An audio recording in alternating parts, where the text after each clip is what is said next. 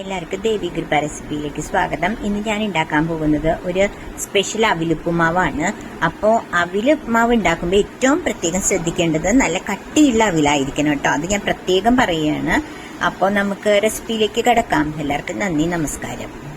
എല്ലാവർക്കും ദേവി കൃപ റെസിപ്പിയിലേക്ക് സ്വാഗതം. ഇന്ന് ഞാൻ ഉണ്ടാക്കുന്നത് ഈ അവിലില്ലേ, ഇത് വെച്ചിട്ടൊരു ഉപ്പുമാവാണ്. ഇത് ഒരുപാട് പേർക്ക് എങ്ങനെ ഉണ്ടാക്കാൻ അറിയില്ല എന്ന് പറഞ്ഞതുകൊണ്ട് ഇന്ന് ഞാൻ ഇത് ഉണ്ടാക്കുന്നത് കാണിക്കാമെന്ന് വിചാരിച്ചു.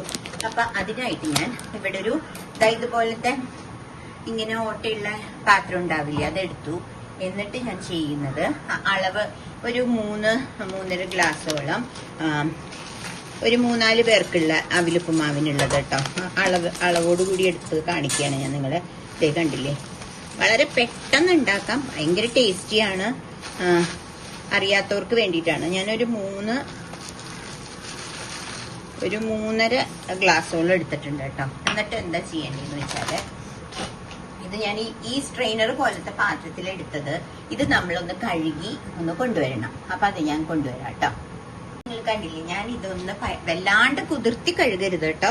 കഴുകിയിട്ട് ഞാൻ അടിയിലൊരു കലം വെച്ചിരിക്കുകയാണ്, കാരണം ഇതിന്റെ താഴത്ത് വെള്ളം പോവില്ലേ, അതുകൊണ്ട്. ഇപ്പൊ ഞാൻ നിങ്ങളെ കാണിച്ചു തരാം. കണ്ടില്ലേ, ദേ ഒരു പരുവത്തില് ജസ്റ്റ് ഒന്ന് കഴുകിയെടുക്കുക. ഓക്കെ, ഇനി ഞാൻ ചെയ്യുന്നത് കുറച്ച് ഉപ്പ് ഇതിലേക്കിടും.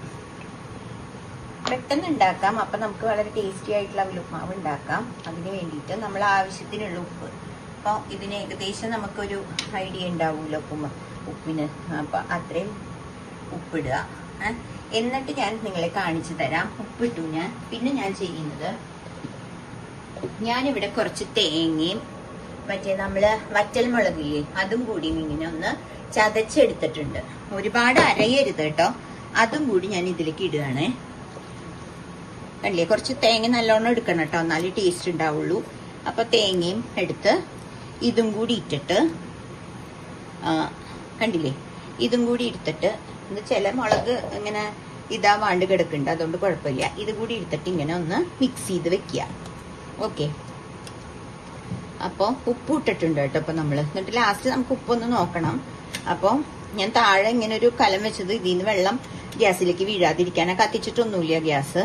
മുളക് ക്രഷ് ചെയ്തപ്പോ ഇങ്ങനെ ഒരു പീസൊക്കെ ഉണ്ടായിരുന്നു, അത് വേണമെങ്കിൽ മാറ്റാം, അതല്ലെങ്കിൽ അതിലിട്ടാലും കുഴപ്പമൊന്നുമില്ല. ഇപ്പൊ ഏകദേശം മുളക് ഉപ്പൊക്കെ പിടിച്ചിട്ടുണ്ട്. ഇനി ഞാൻ ചെയ്യുന്നത്, ഞാൻ ഇതൊന്ന് മാറ്റുകയാണേ. എന്നിട്ട് ഞാൻ അവിടെ ഒരു കടായി വെക്കുകയാണ്, അല്ല ഒരു ഉരുളി വെച്ചു.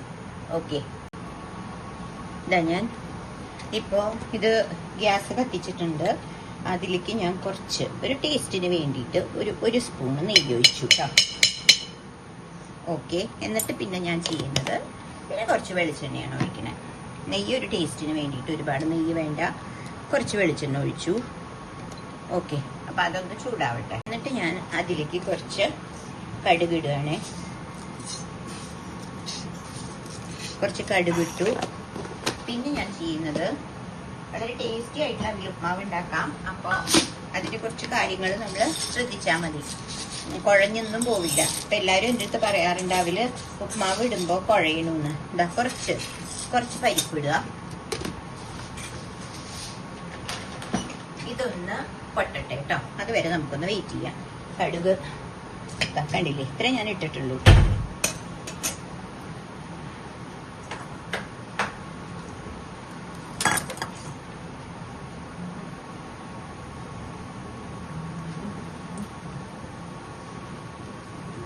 ഇനി ഞാണെന്നുണ്ടല്ലോ, അതെ കടുക് പൊട്ടി തുടങ്ങി.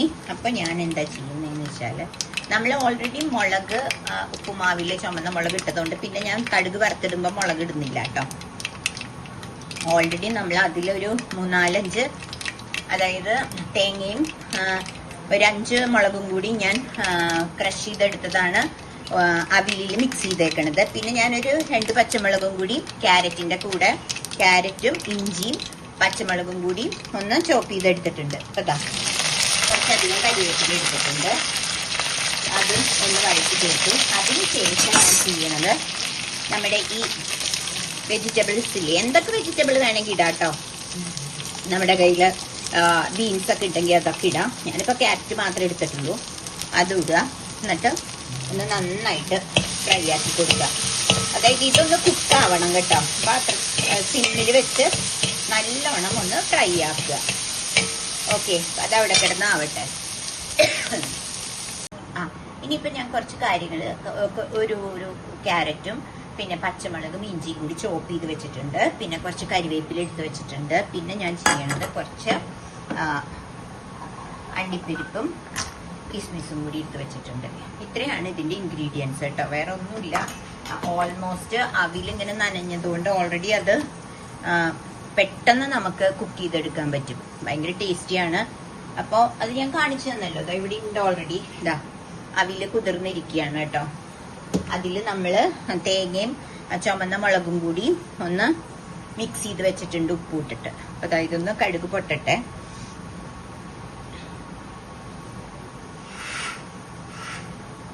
കടുക് പൊട്ടിയിട്ട് ഞാൻ നിങ്ങളെ കാണിക്കാം. അപ്പോൾ ഇതൊന്ന് ഫ്രൈ ആവട്ടെ.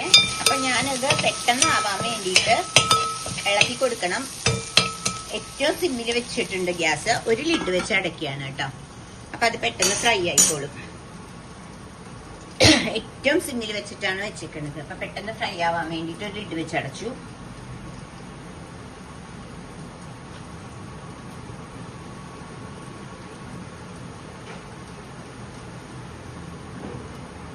അപ്പോൾ ഇടയ്ക്കൊന്ന് നമ്മൾ അതൊന്ന് ഇളക്കി കൊടുക്കണം കേട്ടോ. അപ്പൊ ആ ക്യാരറ്റും ഇഞ്ചിയും ഒക്കെ ഇതിൽ കിടന്ന് കുക്കാവണം. കണ്ടില്ലേ, അത് നോക്കണം. അപ്പം അതാണ് അതിൻ്റെ ഒരു പരുവം. അപ്പം നമ്മൾ ഇടയ്ക്കൊന്ന് പ്രസ് ചെയ്ത് കൊടുത്താൽ ക്യാരറ്റ് വളരെ ചെറിയ പീസായിട്ട് ഇട്ടതുകൊണ്ട് പെട്ടെന്നാവും. ആയിട്ടില്ല, വളരെ സിമ്മിൽ വെച്ചിട്ട് വേണം ഉണ്ടാക്കാൻ. ക്യാരറ്റിൽ പിന്നെ ഈ ഉപ്പുമാവിൽ വെള്ളമൊന്നും ഒഴിക്കില്ല, അതുകൊണ്ടാണ് പറഞ്ഞത്. നമ്മൾ ഇത് നല്ലോണം കുക്കാവണം. ഓക്കെ,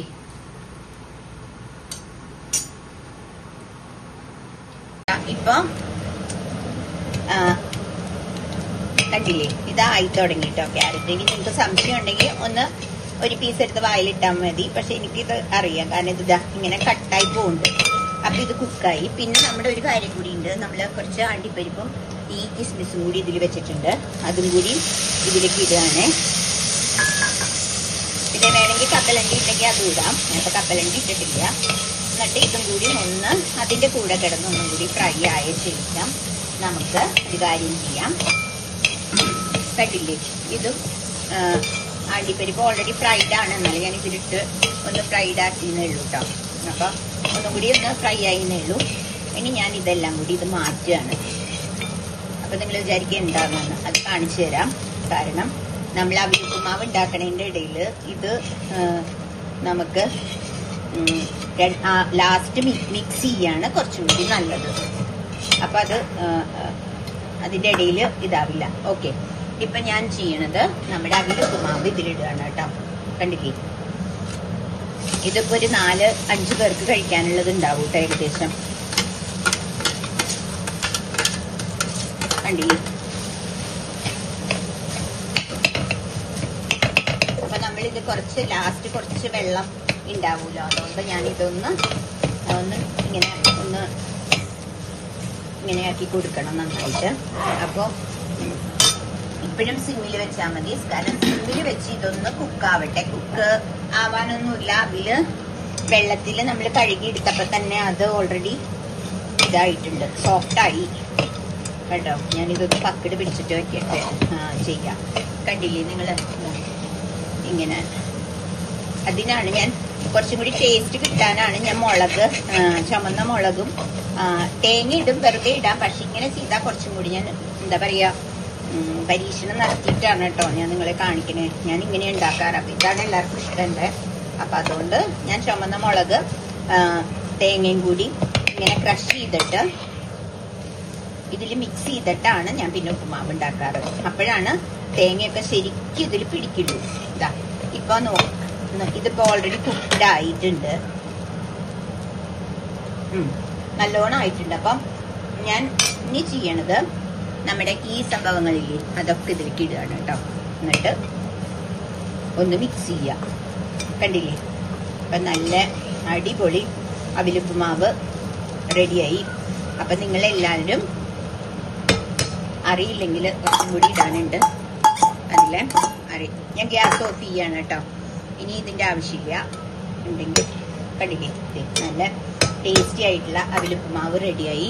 അപ്പൊ എല്ലാരും എന്റെ ഈ റെസിപ്പി ഒന്ന് ട്രൈ ചെയ്ത് നിങ്ങൾക്ക് ഇഷ്ടപ്പെട്ടെങ്കിൽ ലൈക്ക് ചെയ്ത് ഷെയർ ചെയ്യണേ. അപ്പൊ അടുത്തൊരു റെസിപ്പിയായി വരുന്നവരെ ബൈ. അപ്പോൾ